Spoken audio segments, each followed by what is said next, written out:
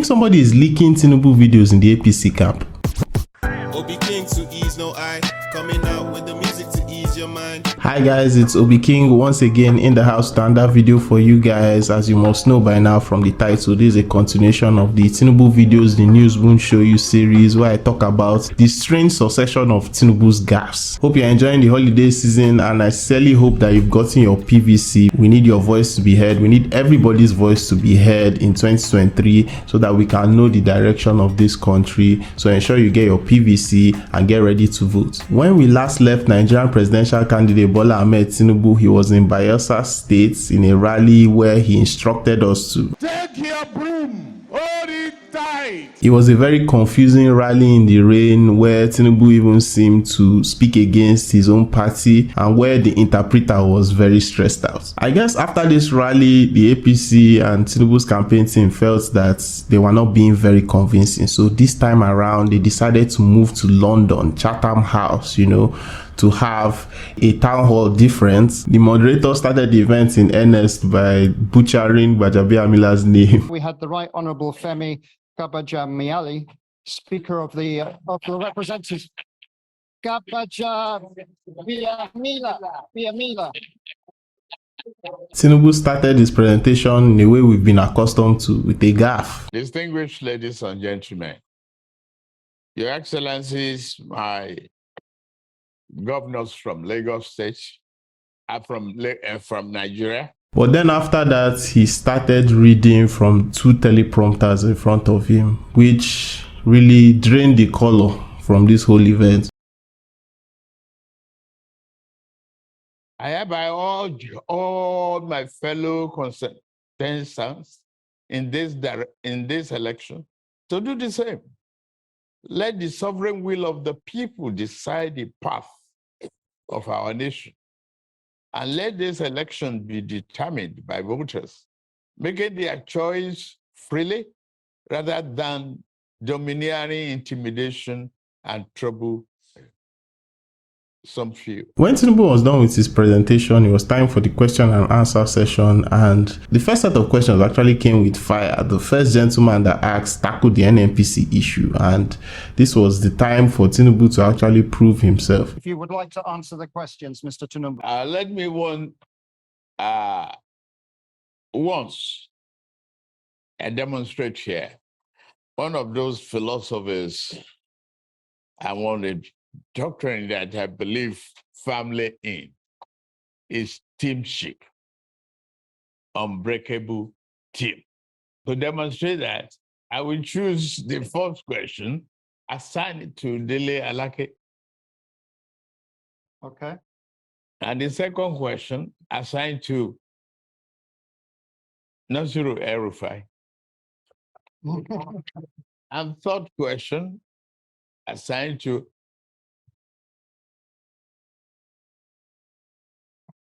Ben Ayade. What's the point of going all the way to London only to read a prepared transcript, and when it's time to answer questions, you're delegating them to others to answer? Imagine answering your questions on your behalf when you're even in the same room. I think that's excuse me. That does not mean a departure from the present administration. The classification, a theft and a receiver exists. So you have to classify the receiver as taking blood money.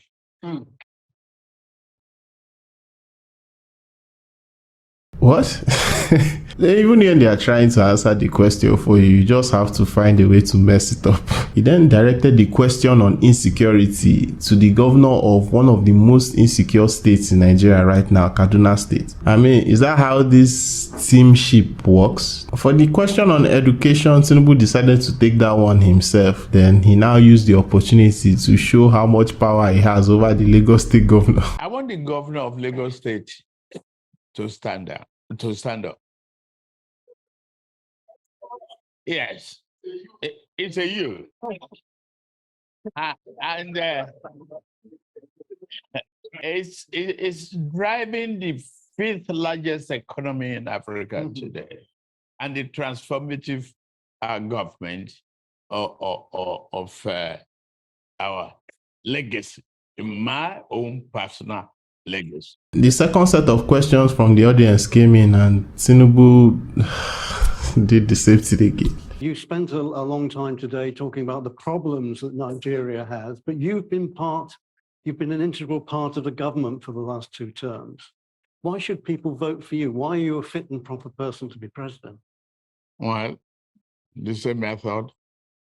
We call on Wale Edun to answer the First question, is it? yes, first question. But then the teamship system started breaking down because the person who delegated the question to start delegating to another person. That's the But- answer then. On a question about diaspora voting and allowing Nigerians in diaspora to vote, he now cast aspersions on INEC for using technology in the elections and basically said they are not prepared. INEC is still yet to assure us during this election that electronic transmission, the technology being used for accreditation, and the total vote count is reliable, dependable, and assuring before we introduce a complicated element of mail-in ballots and so on. So After some more teamship, Tinubu was asked his final set of questions, and this is where a lady journalist gave the most personal question of the night, in my opinion, where she basically asked Tinubu to speak for himself. Now, Nigerians wanted to hear from him and not the team. You are running for president, and as Nigerians, we would very much like to hear from you because we believe the office of the president, if voted in, will be you and not your team per se. And furthermore, there are issues at the moment running with regards to your identity, with regards to your age. So I wonder if you could provide some clarity on the issues of your identity and age. And what did Tinubu do? Okay, like I will still want to adopt some of the method I did to show the team and the capacity that we have. The woman leader for APC can answer the question on the health. More teamship. Well, at least he corrected Gbajabiamila's name. And then we call on the Speaker of the House of Representatives, Gbajabiamila.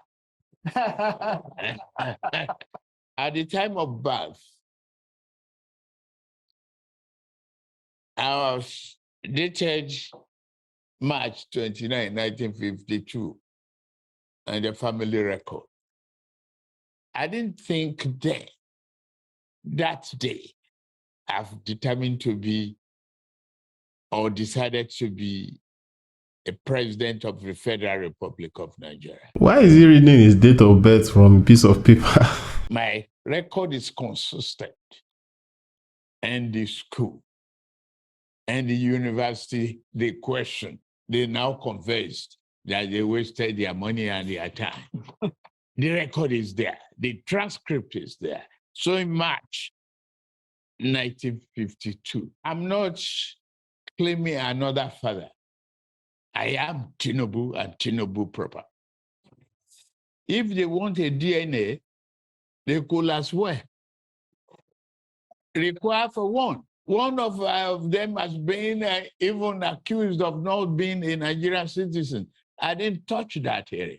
Deloitte, Chicago State University, where I graduated, has attested to that.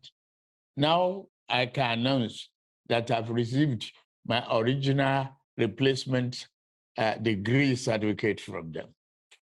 Okay, if Tinubu is saying now he has received his original replacement certificate from them, which certificate did he submit to INEC? Oh man, this guy just keeps shooting himself in the foot. The Deloitte trained me as an accounting firm. Mobile has attested to my record, a standing record. I got to the pinnacle of my career. And the private sector, who among them can brag about it?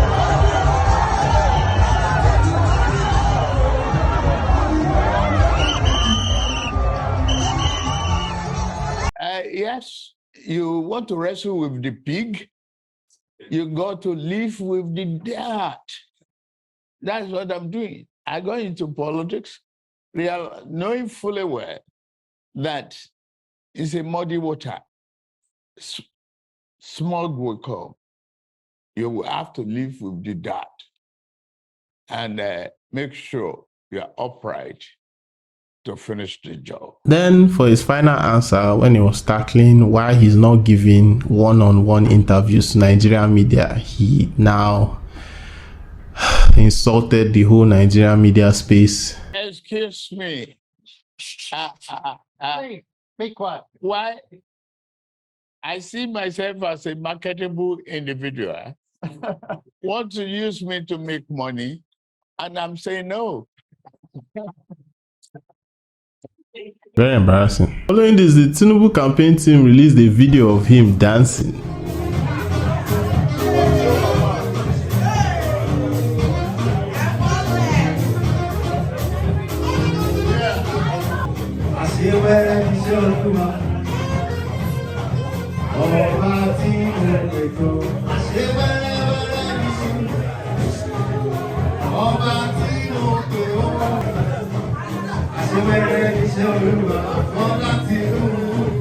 That one is called the praying mantis.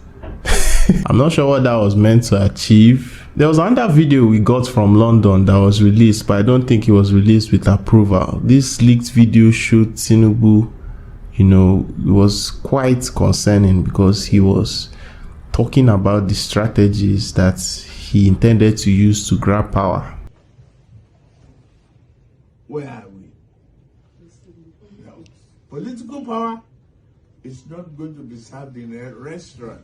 It's not served in a la carte. It's what we are doing. It's being determined to do it. At all costs, fight for it, grab it, snatch it, Yes, sir. and run with it. Yes, sir. Jagaban. Jagaban. From the logo in the corner, you can tell that it's APC members that are present in this meeting and only APC members. For him to be sensitizing his members in that way, it just confirms that his only plans are to play dirty. And it's funny that in the Chatham House presentation, he spoke this whole deal about democracy and improving democracy. We also learned that while in London, he held an interview for BBC News, and with the first statement of this interview, he directly contradicts what he said to his APC members. This is going very well. I'm very, very confident that this election, free and fair, I'm the front runner. Snatch it. You're a very wealthy man. How do you know? Well, I mean, You are not my accountant. I'm not in your account, but you refuse to explain where your wealth comes from. I know where you live in Lagos. It's a massive, sprawling mansion that takes up nearly a quarter of a street in a very expensive suburb. Why do you refuse? I mean, don't Nigerians have the right to know where the wealth of their next leader comes from? Because they got to know how to analyze and how to ask questions, not in the accusatory format. Are they enemy of wealth? I inherited great real estate. I turned the values around. I'm not denying my wealth. You're a very wealthy man. How do you know? Well, I mean, You are not my accountant. I'm not in your account. But some say the legacy you left in Lagos State was that, you were getting a share of the revenue that Lagos State was generating. Hey, excuse me, share what? Have they proven it? The World Bank has, IMF has investigated the record in Lagos. What's wrong with them? And I want to move away from that. It's I think envy. I think you've kind of explained that, and we don't have much time. Now, following his showing in London, he made his return to Nigeria, and the first thing was to hit the campaign trail once again, and he started with Kaduna State, and I guess this was the launch for the campaign in the entire Northwest.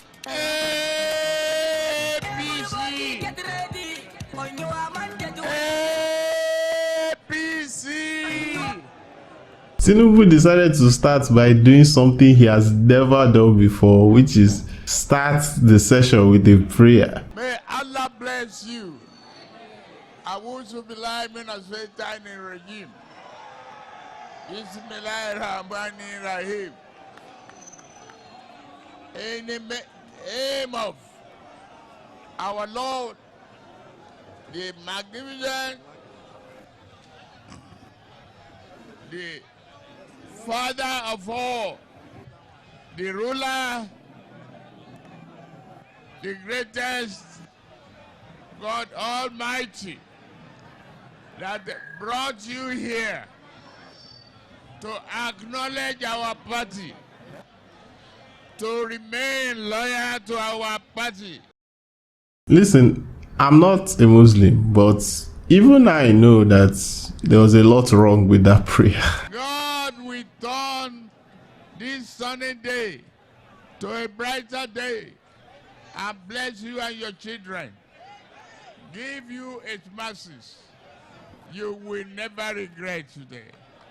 Every one of you, go home with determination. His entire speech for this rally was like 3 minutes tops. Tinubu's next campaign was in Niger State in Minna, and this was the shortest campaign speech of all time. Nigeria! Nigeria! Nigeria! Sebago! Sebago! Selolo! Selolo! Selolo! No, please move back a little. This thing is getting down. Getting down. It's going down. Please go back the stage. Go Your Excellency, move please. off the stage, please. Please move off the stage. Move off the stage.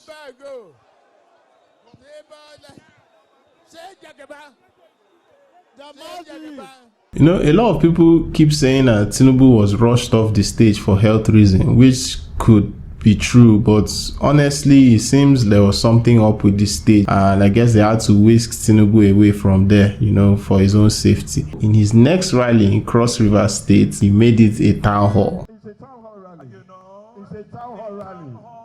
A town hall rally in Calabar. I'm not sure the APC supporters know what a town hall means. They've so much bastardized the concept. APC! Cross River! This is stakes. What? A professor, I don't want to call him the same name my late mother called professors. I will keep it a secret until another time. They say generally, there are many educated relics, but they're not here. Whether town hall rally, town hall meeting, town hall mini-mat is a town hall meeting of the mind and brain and vision put in one. Tinubu made fun of the fact that Adams Oshomole and the Plateau State Governor Lalong, are short. Well, there are two of them short in physical height, and they are sitting together today. But I always say, no matter how short a man is, looking north he will be able to see this car.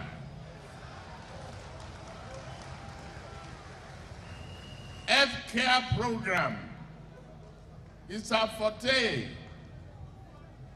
Beauty, brain, and not a beast. The APC women leader tries so hard to smile. At the same time that they were fighting a civil war, they were able to feed themselves.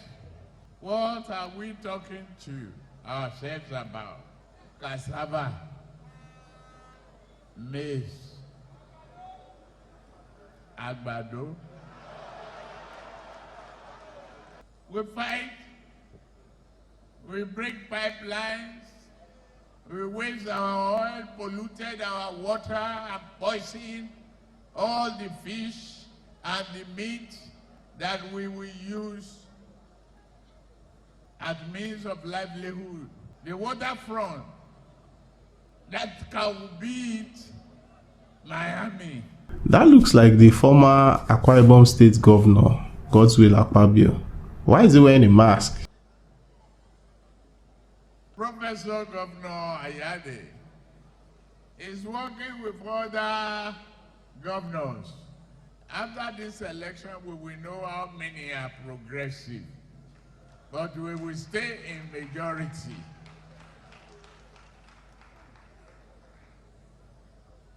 We will beat them silly.